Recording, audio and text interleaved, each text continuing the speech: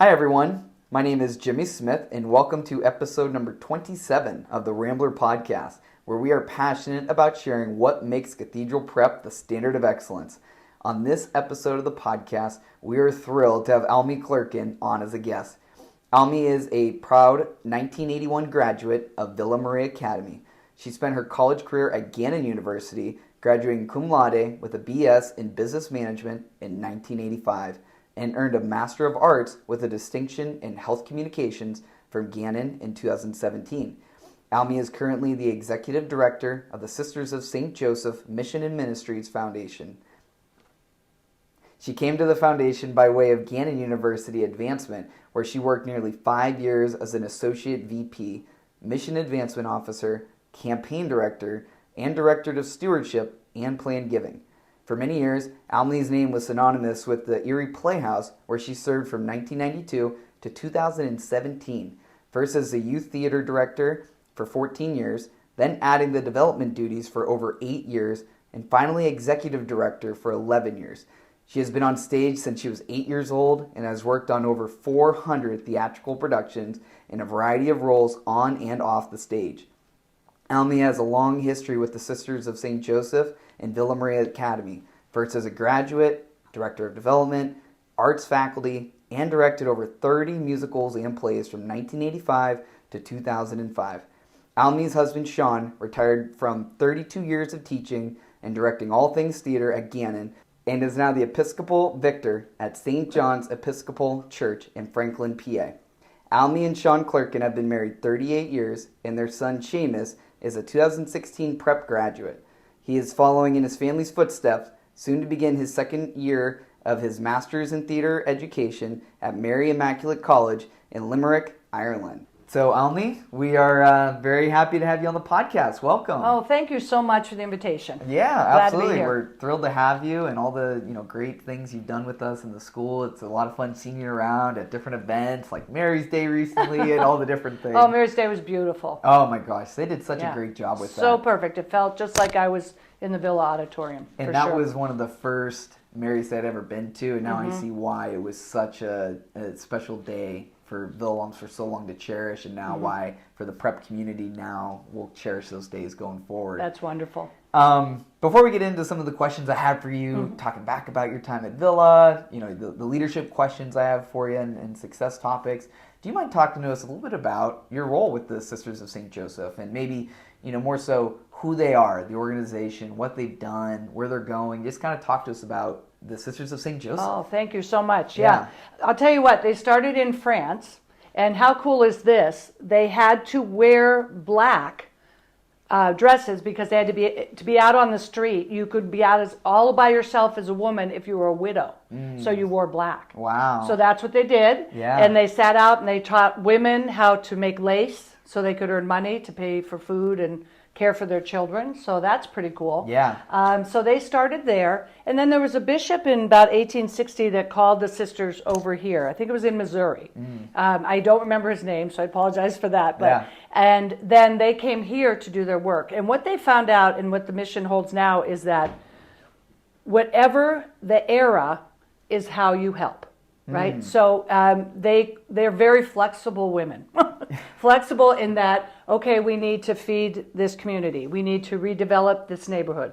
We need to build a hospital and care for people. Yeah. Like they did at St. Agatha's in Meadville and St. Vincent here. Yeah. So the hospital care, St. Joseph's Orphanage, 100 years old this year.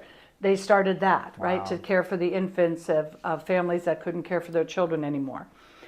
So they would fit the era and fit the need to that.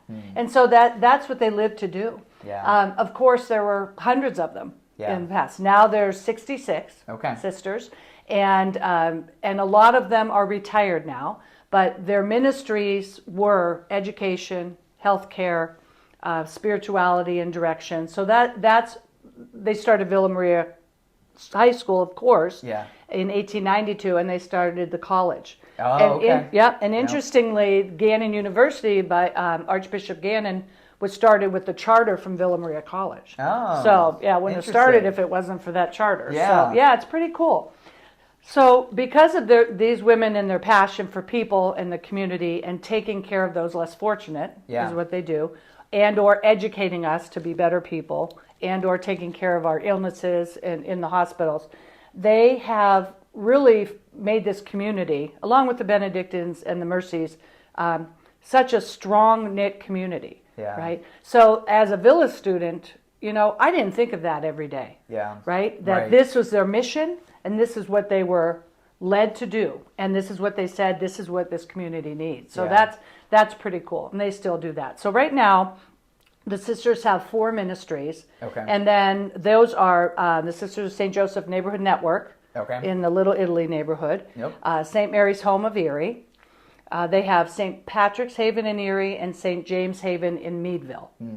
And then I think you can consider the foundation their 5th ministry. I'm going to say that. There you go. So it's the Mission and Ministries Foundation that was started in 2015 by a very forward-thinking board of trustees and the staff. Dottie Hanna was my predecessor, and she was very instrumental in starting the foundation. So that foundation will be in place from now till forever, even when the sisters are gone, to continue their ministries.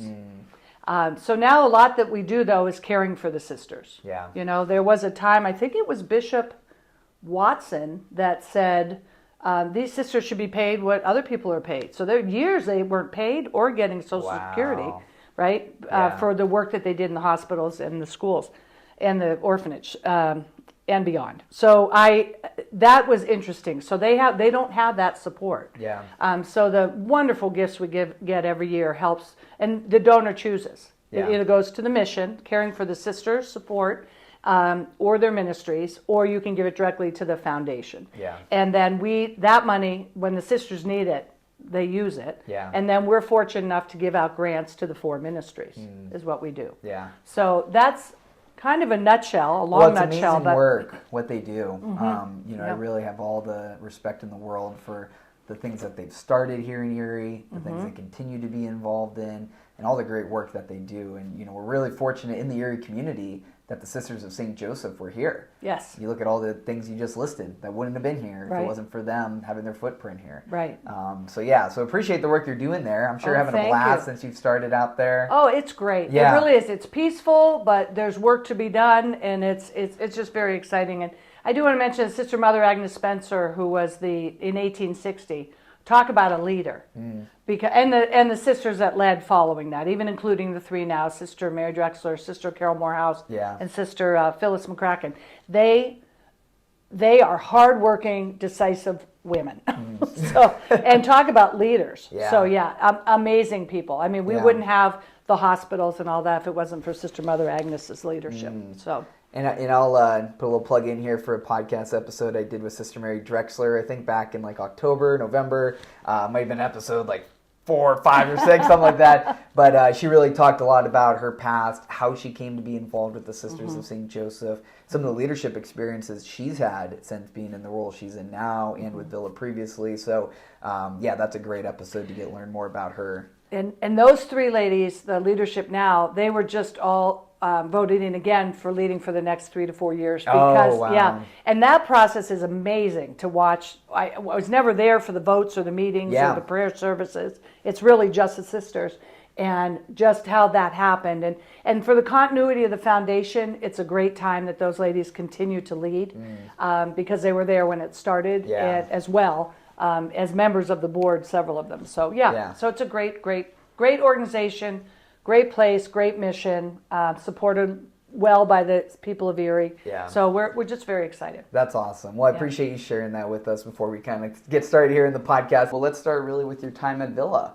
Talk to us a little bit about, maybe what led to you even going to Villa. Talk to us about your memories from being there, some of those exciting things. You know what? I went to St. Peter's School, and we had a very tight class. And out of the girls, which I think we had almost 30 girls, 19 or 20 of us went to Villa.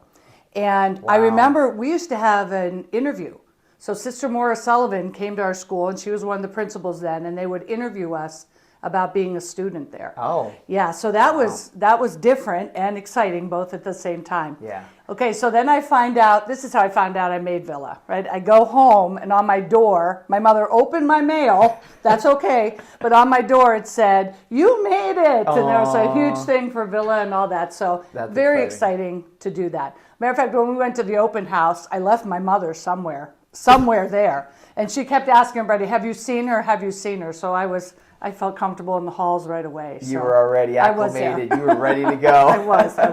And you know what? Villa, to me, I think back on it, and I know I got an excellent education. Yeah. But my highlight, I think, was the whole, and I was social, but I wasn't like, a partier or that kind of social. Sure. But more just the whole environment and the culture of the school is what I still, it's in me today. It's in my DNA. Yeah. I bleed blue and white. So yeah. It was just so much fun. I have my lifelong friends from Villa, right? We met when we were 13. So that's another 47 years, right? That we've been together through everything, the blessings of life, the troubles of life or the hard parts of life. So, and then I also know that our faculty and our staff prepared us really well. Those 4 years from freshman to a senior, major changes in young women and men at that time, right?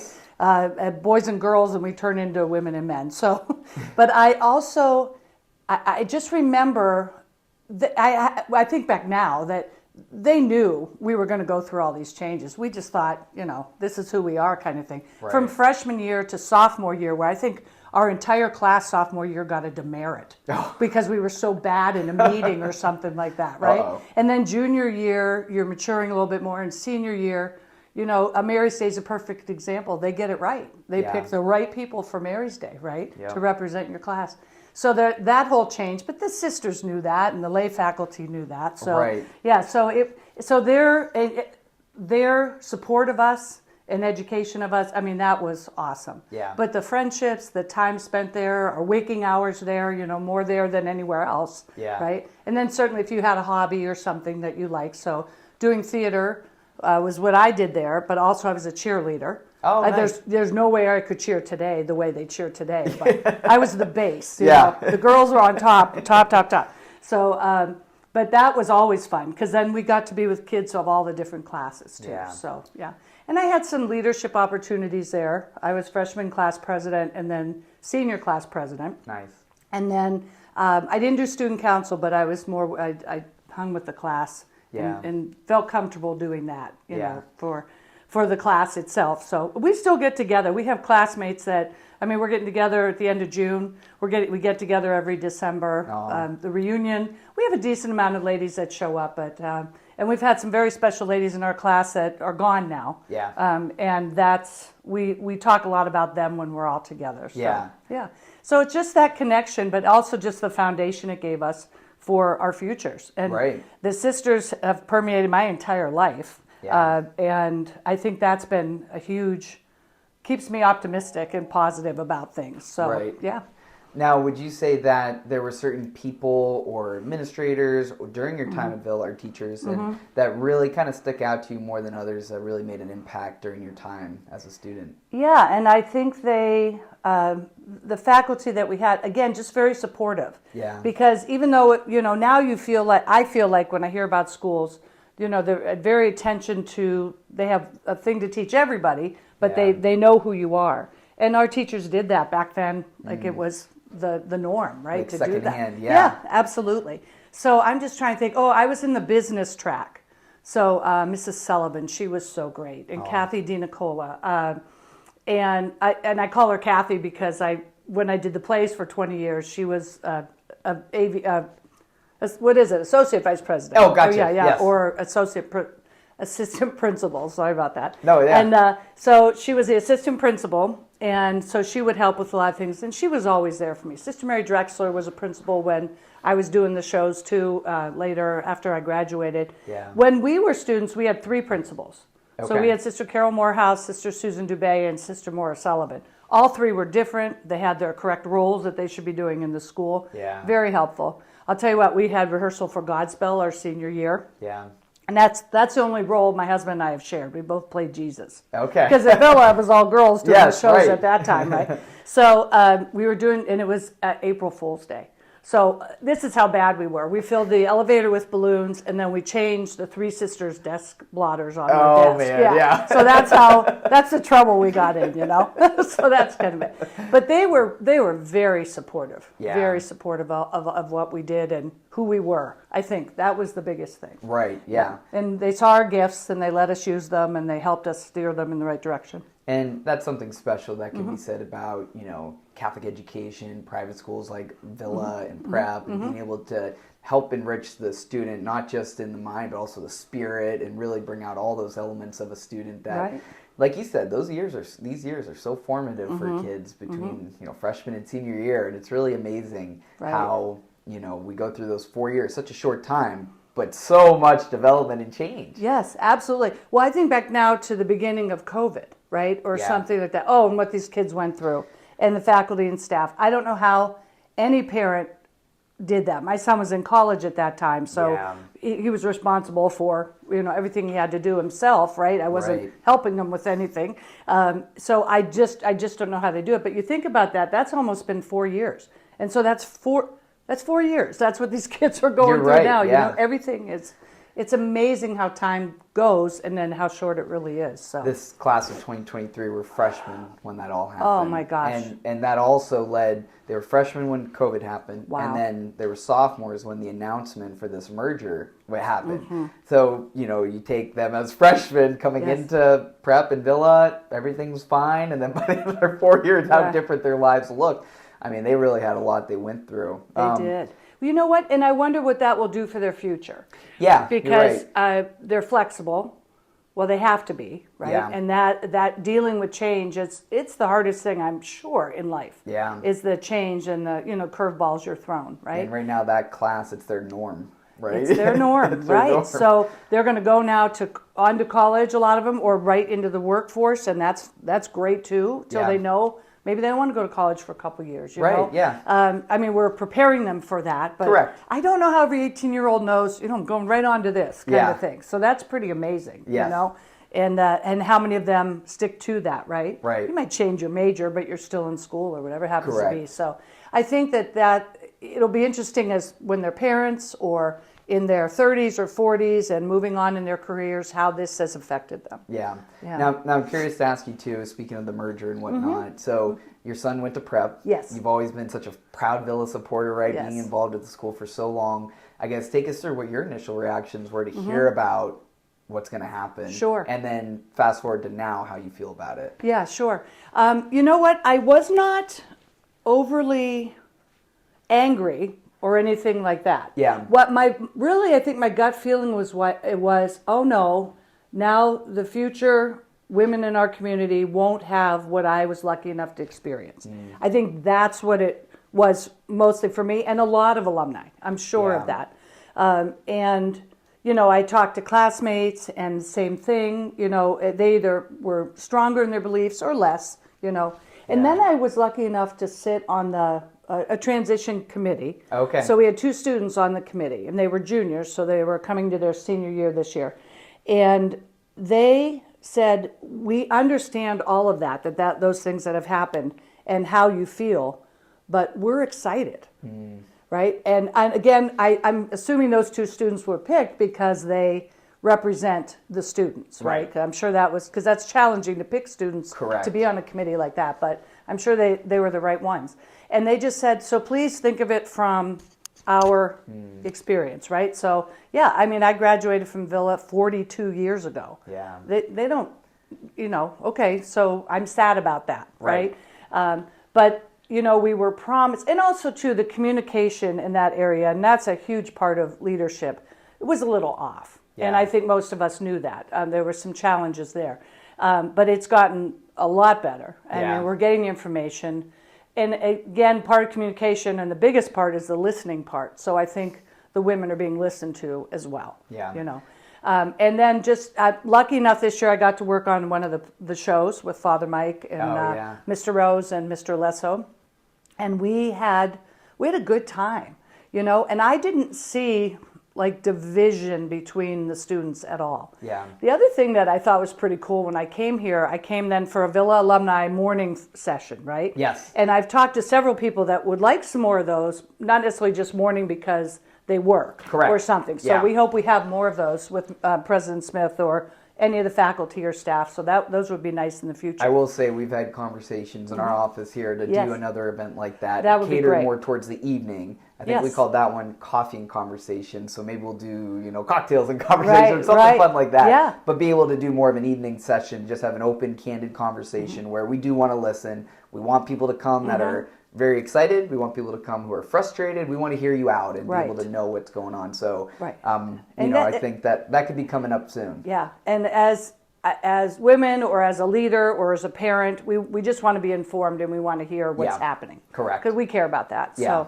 So, but anyway, then I came here, worked on the play, but I was sitting in the new cafeteria area. Yeah. In the Colada area, and the bell rang. Well, it's not a bell, it's a ding now, right, or something. So that rang, and I saw everyone walking to their next class, and it wasn't like there were 3 boys and then 6 girls or whatever. It was boys and girls. They were mixed up, quietly having conversations, moving through the halls. It just seemed so just natural, plus respectful. Yeah. And I thought that was nice. Everyone has their moments, but at that time right there, they didn't know I was sitting there watching them, Right. So that was pretty cool. And then working with the kids, which again, because of COVID, having 40 plus students in a show and having them trying to relate to each other in person, because we have very young freshmen. There's a nice group of younger underclassmen coming up doing the shows. So the shows for the next several years will be amazing. They're always amazing. Yeah, they do. When we were students, I did a show every other year. I was the mayor in Bye Bye Birdie. Then we came over here. The theater professor again and Bill Doan directed a Thurber Carnival. Oh, so it was prep and Villa Kids. So I did that one. And then senior year, as I mentioned, I was in Godspell.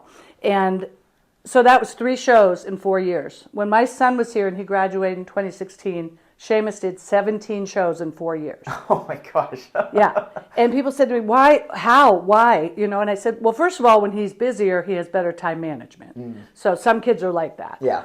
And that was huge, right? Yeah. And that was Seamus's verb. He got to do it. Yeah. You know what I mean? He got to do it. He went from anything from ensemble to a lead and whatever you do in theater, whatever position you're in a sport, you're going to learn something no matter where you are. Yeah. You're not always going to be the quarterback. You're going to be, Right. you have your part, you use your talents, and you help the team get to their final goal. So Right. for us, it was an opening night. Yeah. Right? So anyway, so the fact that he's had all those experiences, and theater's been, the boys and girls have been doing it together, like I said, my junior year, but when my husband Sean and I started the shows in 1985 at Villa,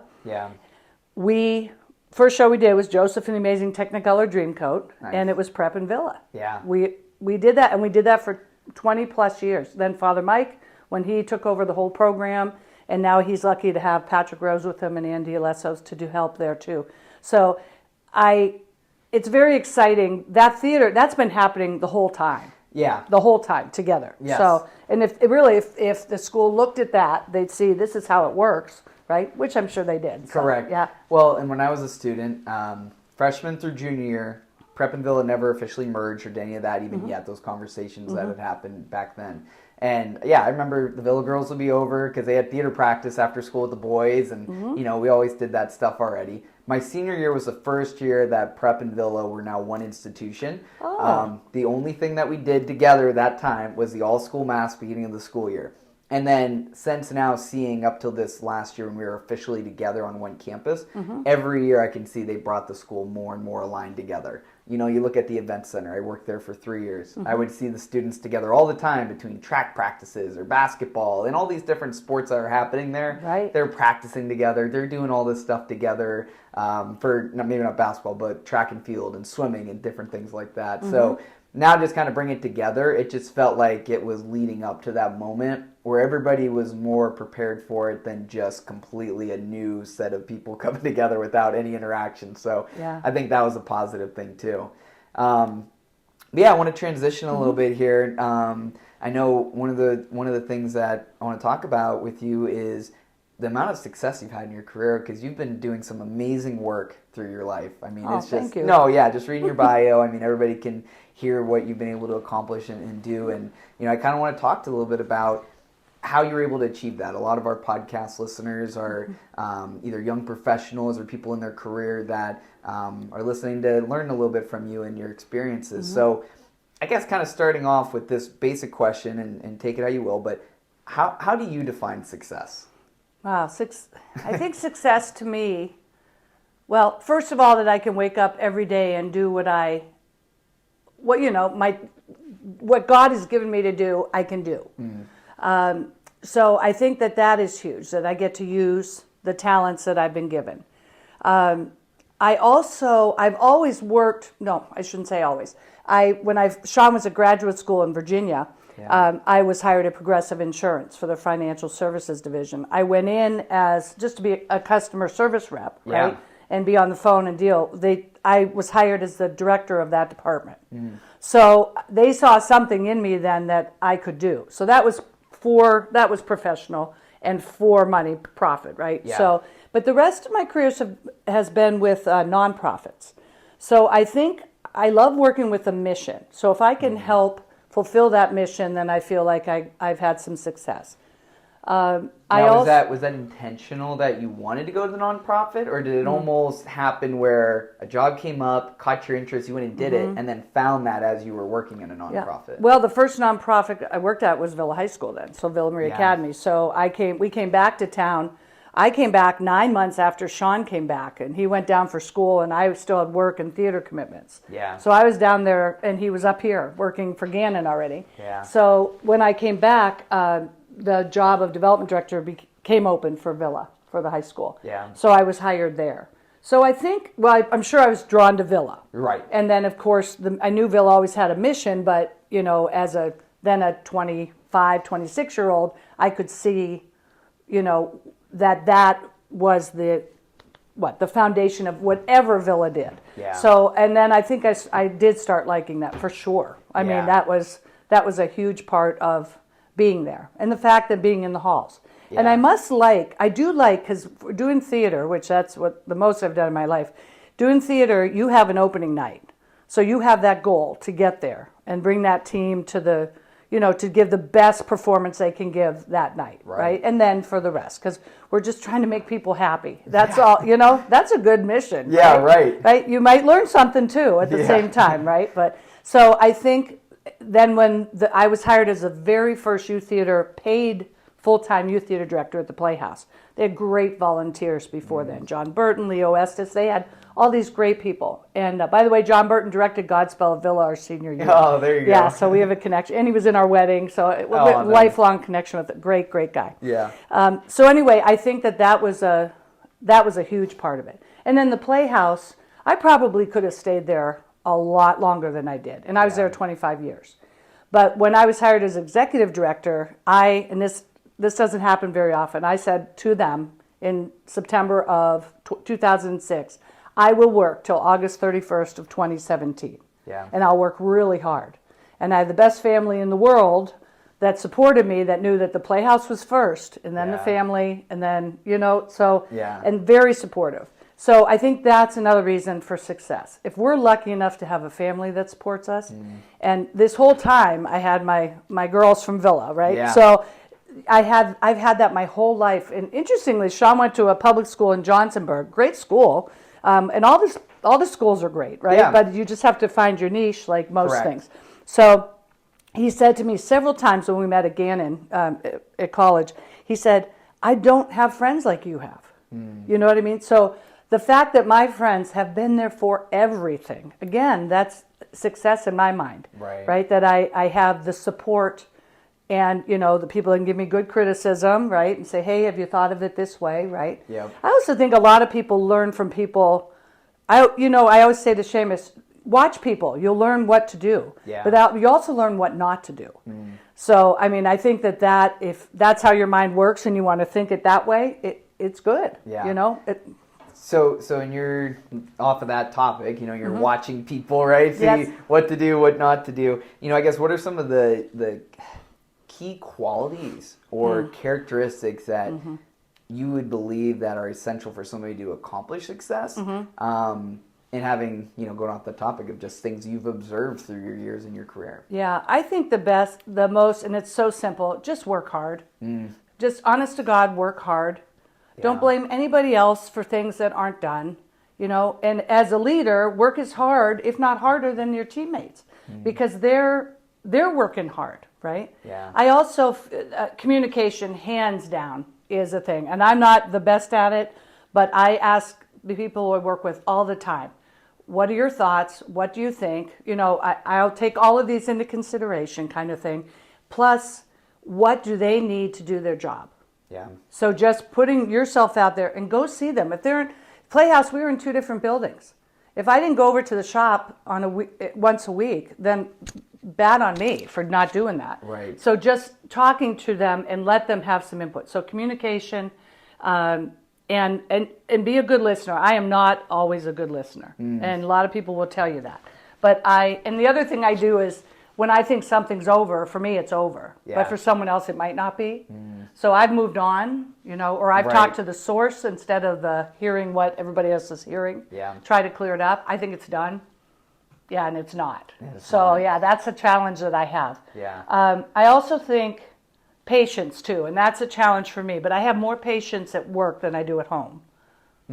Okay, so yes. yeah, I have real high expectations at home. And Sean and Seamus will tell you that. Yeah, right.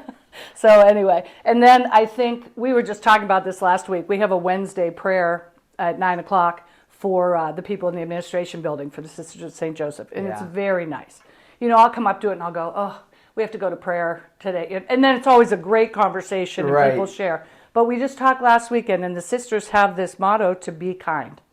So just be kind. Yeah. I mean, and if you go back and you listen to Jesus' word, treat others the way you want to be treated, that's really what it is. Right. It's not that hard. It's 2 little words, right? Correct. 2 syllables, 2 little words. So, and then my dad always said, coraggio, be courageous. So, yeah, he directed plays and operas and did all that kind of stuff. And courage was pretty big, and my brothers are very talented in the arts. So I have my older brother Sal is a musician, fabulous musician and a writer.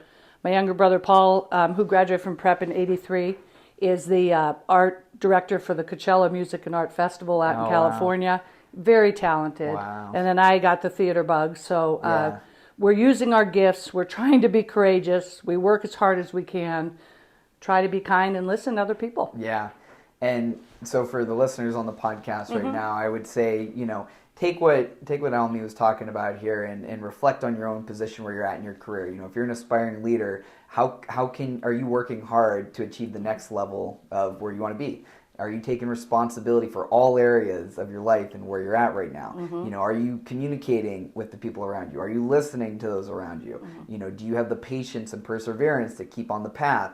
And the last 2 being be kind and be courageous. I mean, just reflect on those things that she's sharing, because those are things you've personally experienced through your career and coming up through the ranks and all the various things you've done. Right. So in talking about communication specifically, because I know that's a big one for people. I mean, that's a big game changer between being an effective leader, being an effective coworker, whatever it is that you're striving to be. So when it comes to effective communication, how do you foster that within your team or your organization? Whether you're in a leadership position or maybe you're a team member right now, how do you foster communication within the group? Right. And I feel even when I'm a leader of a group, I'm also a member of that team. So that's one way. That's a good point there. Yeah. Yes. So when we have a staff meeting every week for the 4 people on the foundation team for the sisters. Yeah. And we each have different responsibilities. So we take time and share. Now, I think they have an expectation that I run the meeting, and I like to make decisions right away. Yeah. I feel bad. I don't like to talk about things forever. Yeah. And what the sisters have taught me is just take a breath and think about it.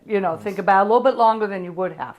So I like making decisions, and at the end of that meeting, we know where we're going. Yeah. Whether it's not yet or this is where we should go, who else we should involve. That's a big thing. Who else, communication-wise, who else in our organization would have excellent input? on what we're trying to do.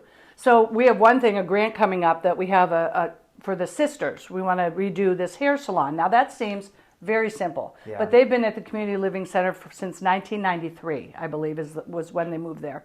And nothing's been done to it since then. So what can we do for these sisters who are aging, who need care, love to be, who doesn't love to be pampered, right? A little bit. So, but we brought in the woman that's in charge of all the nurses.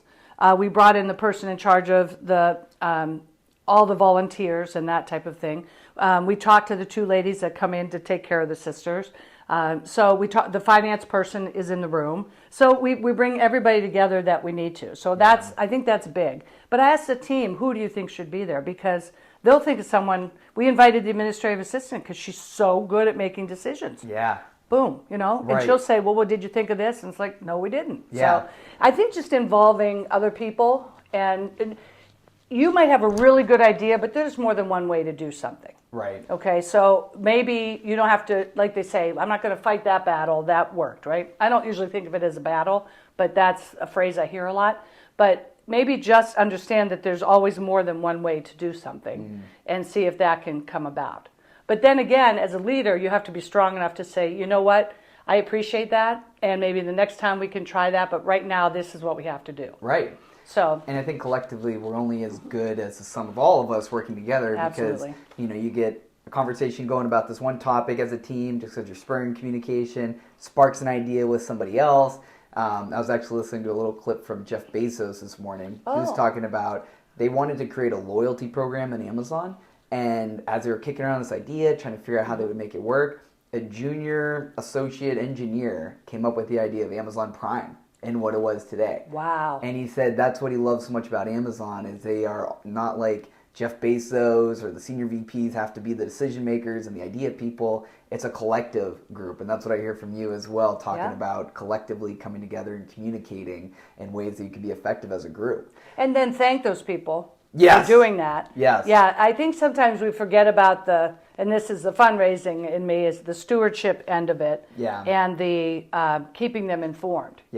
So a sister might have a great idea, so if she does, I'll go back to her and say, hey, this is what's happening now. Yeah. Just because of the thought that you had, or something. So, and that happens all the time. Yeah. So, yeah.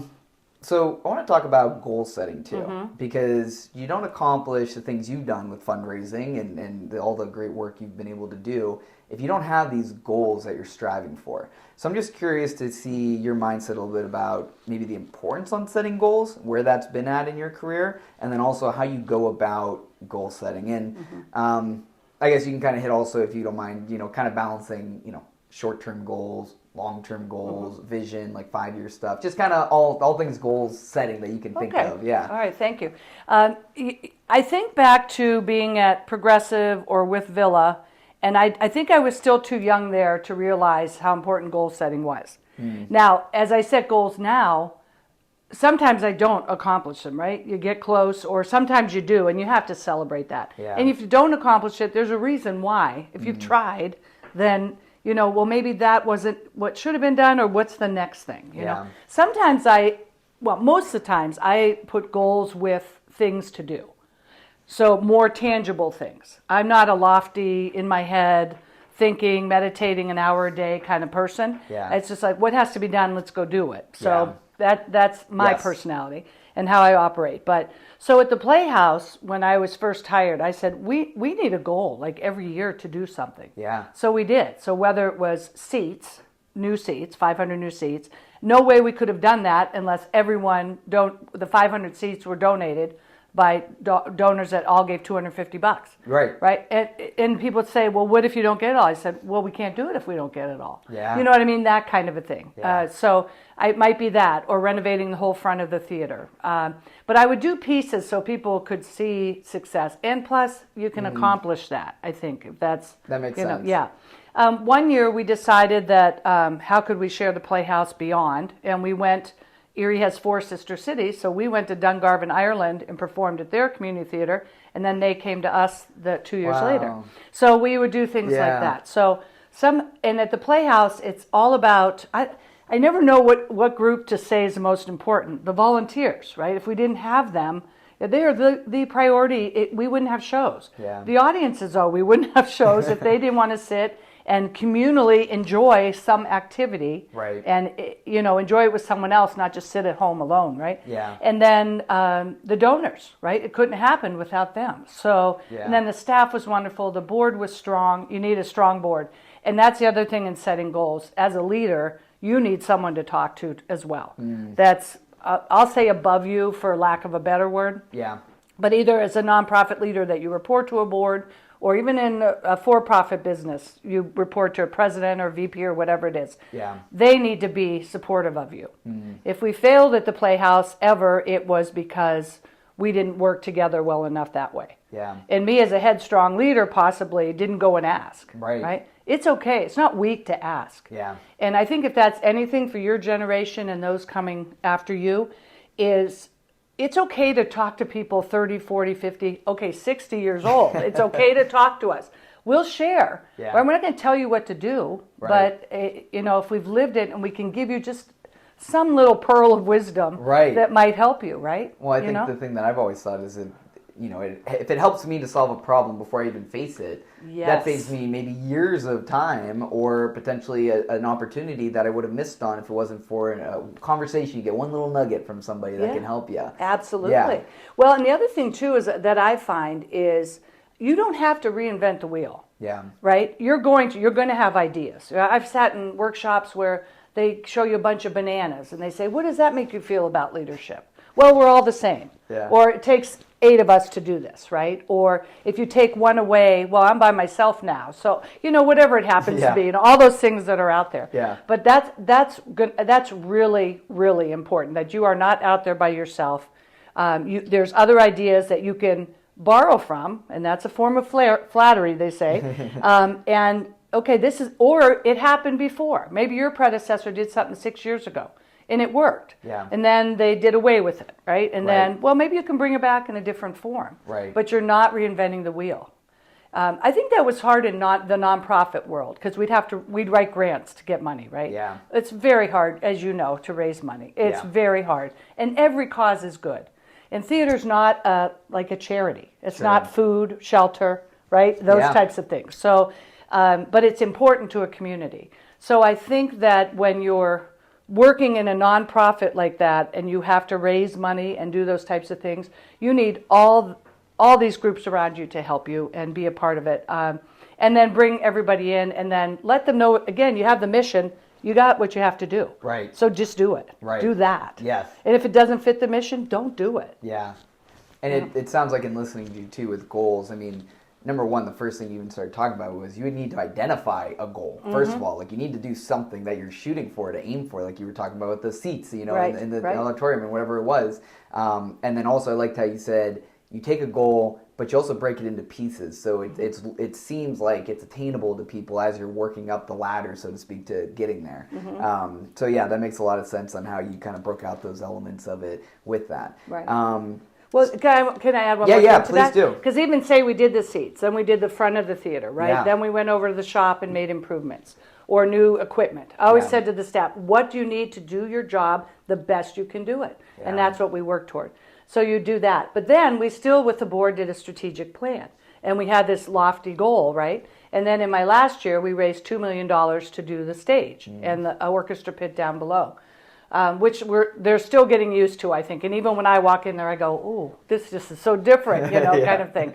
But anyway, I think that, again, then I didn't have to do a $5 million capital campaign at one time. Yeah. I could do those things over 10 years. Right. So yeah, be able to work towards something incrementally and then work. Yes. Yeah. Yes.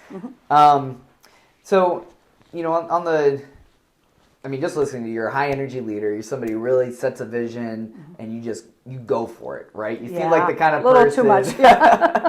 Even in regards to, like you said, we were talking earlier about communication. You said sometimes, you said to your fault, but you just move on because something's settled, but other people might be dealing with that. When it comes to leadership and decision making, when you're under these situations where, it might be high pressure, there's a lot of responsibility on your plate, right? You're leading an organization. You're responsible for the success of the shows or whatever it is, the fundraising efforts, the $2 million stage.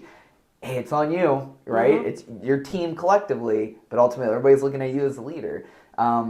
How do you have such clarity to move forward, make the decisions, and just be courageous like you talk about to go on and attain those? Well, and I think that's it, the courage to do it. Yeah. And you have to trust everything you did before, right? And hope that what you've learned on previous projects or previous positions or whatever it is, and use those again.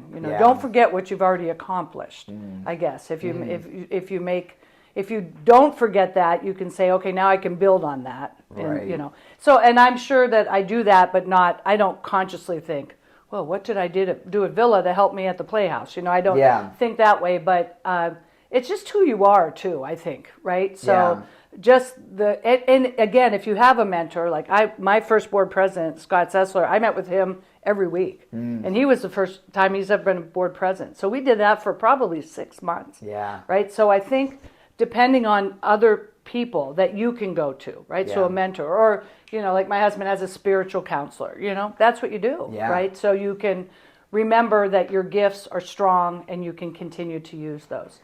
Something like a dollar goal, if someone says, well, that's $2 million, I go, okay. Then we work toward that. Yeah. How can we do it? What groups do we see? Who do we talk to personally? Who do we talk to in a group? How do we build estate gifts to get that, as a possibility, right? Which those are way down the line, right? Right. So not only are you thinking of that project, but the future of your organization, right? You want it to be there.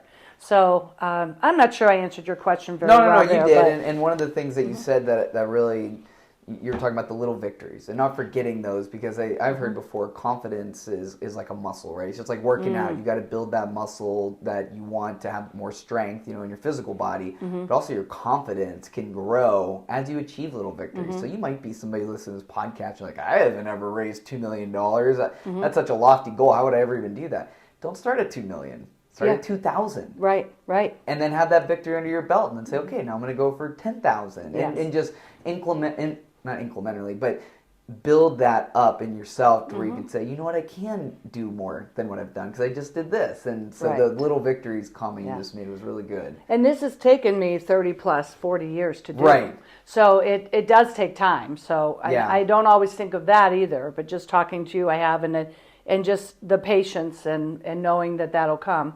And that people around you trust you too.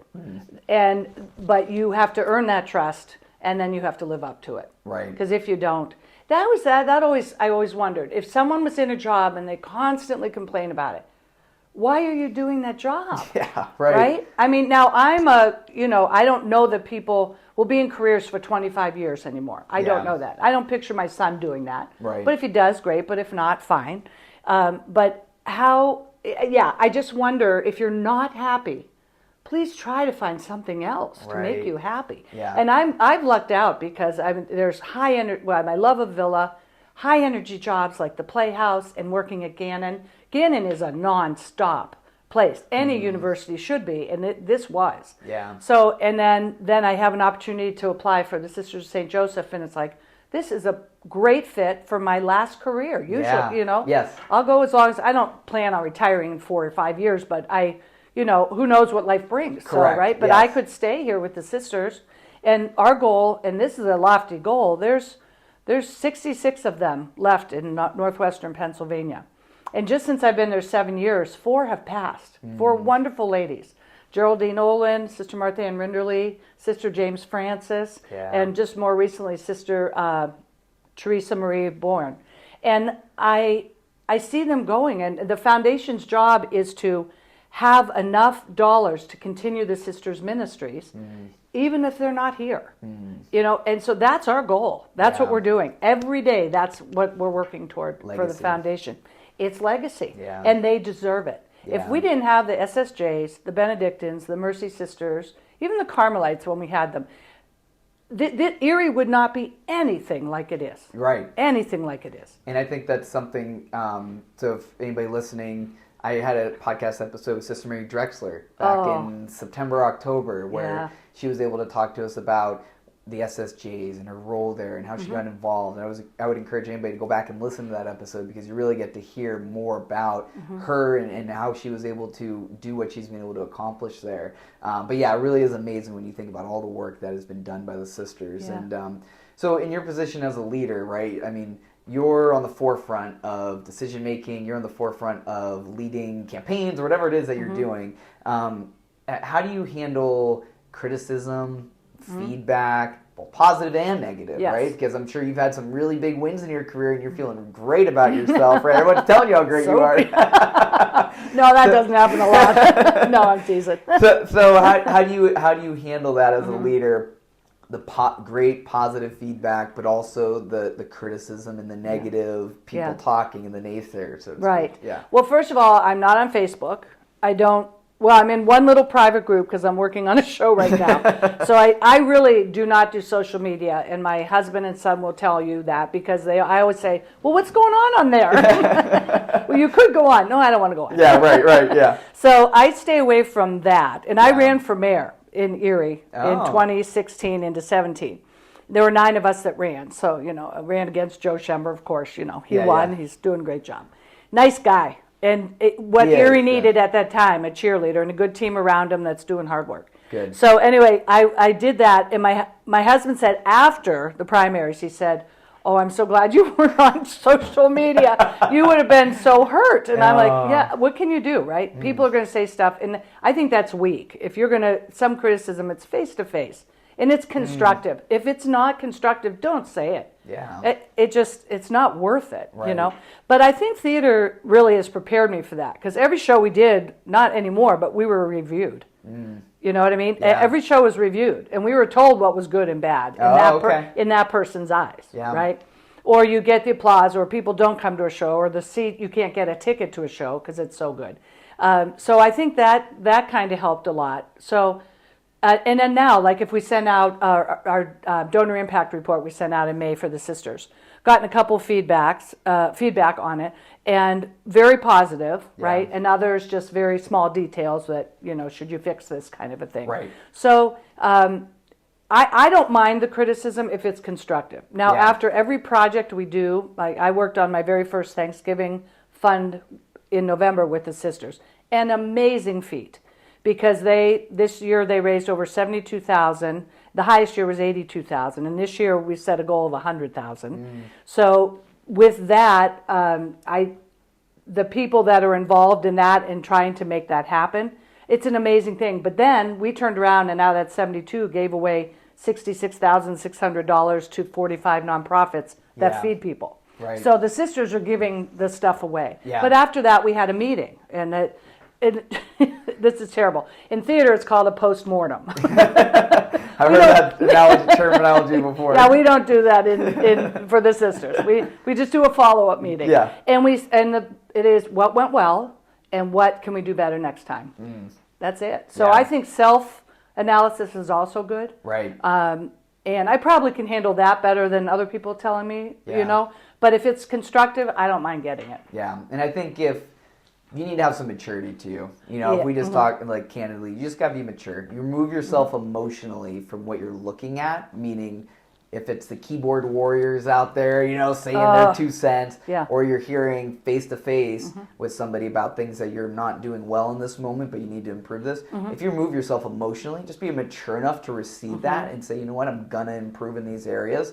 Whether it's the keyboard warriors or, it is somebody that you know personally. I think if you just remove yourself emotionally like you're talking about, right, and you just take it as constructive feedback, constructive criticism, how can you improve yourself in what you're doing? And it's also the job. It's not the person. So this is what this job requires.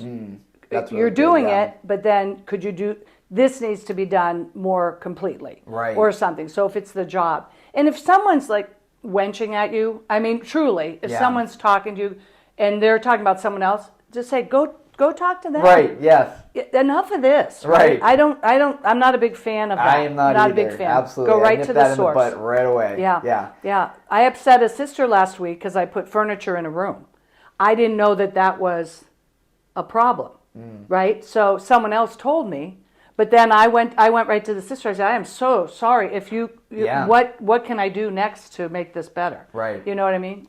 That's a small example. But it's the point that who you are is you take responsibility for your actions, and you don't hide behind what happened and just, okay, I'm going to move in. I'll leave that go. Next time I won't do that. Right. No, it's like, let's just own our mistakes, big or small as that, and let's move on. Yeah, I don't want to make anyone upset, but being there 7 months, I didn't know that this room was not supposed to be, but we're looking for to have a room that donors can come in and sit and be comfortable. That's not a conference table. Right. You know what I mean? Yes. And so I just had to talk to her, and next time I'll know to ask, is there a sister that's responsible for this area? And then I can go right to her. Right.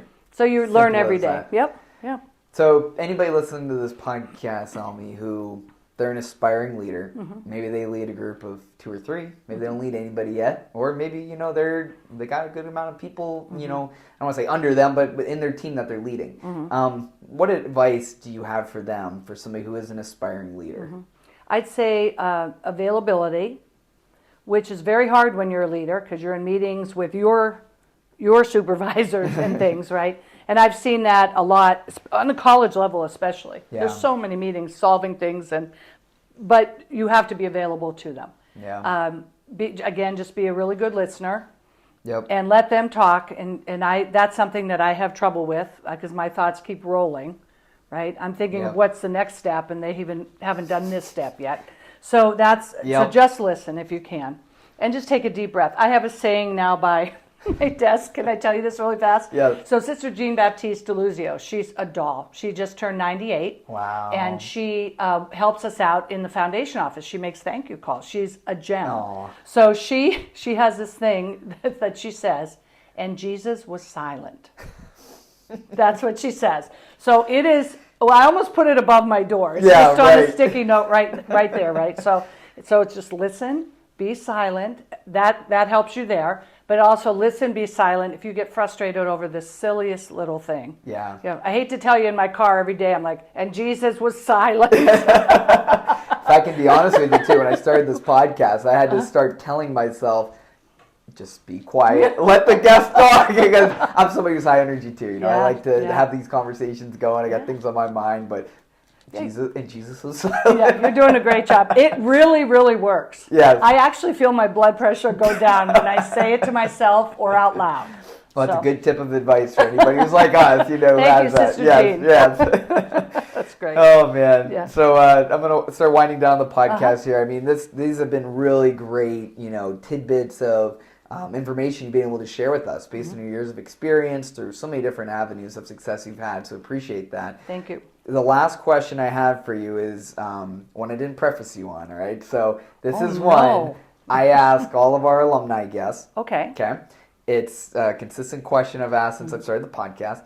So if you could go back in time and speak to your classmates at your graduation, through the commencement speech, knowing what you know now, what would you say to them? I would say how lucky we were to be a part of the Villa Maria Academy education, how blessed we were to develop all these friendships that we don't know now but will be with us for the rest of our lives. I would probably say be sure and take God along with you on this journey and know that He's always there. And the fact that He loves you.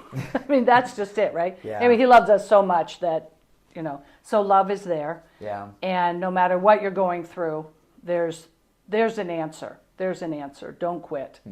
I think those are some of the things I would say. Yeah. Yeah. I think those are some things that would really resonate with people, being that when you look back on your time between prep or Villa, that brotherhood, the sisterhood. We're so lucky. The relationships. We really are. Yeah. And I'm not knocking any other school. No, I'm of not, course not. Because this is just who you are, who we are. Prep and Villa were the best places for us, right? Right. And that is still continuing under one roof for amazing young people. Yes. And it has to be here. Yeah. It has to be here because that's intertwining the faith with your education. I think it's a win-win for sure. Yes, absolutely. Yeah. Well, Almi, we greatly appreciate you joining us on Thanks, the podcast Jimmy. today. It's been a lot of fun talking with you. Really appreciate all the work you've done with developing in the Villa development office back years ago to helping get the school to where it is today through being in the transition committee and still being involved, coming to things like Mary's Day and all the different speaking things we've had you do for us. We greatly appreciate all your support and Thank you. coming on the podcast with us today. Thanks a lot. Yeah.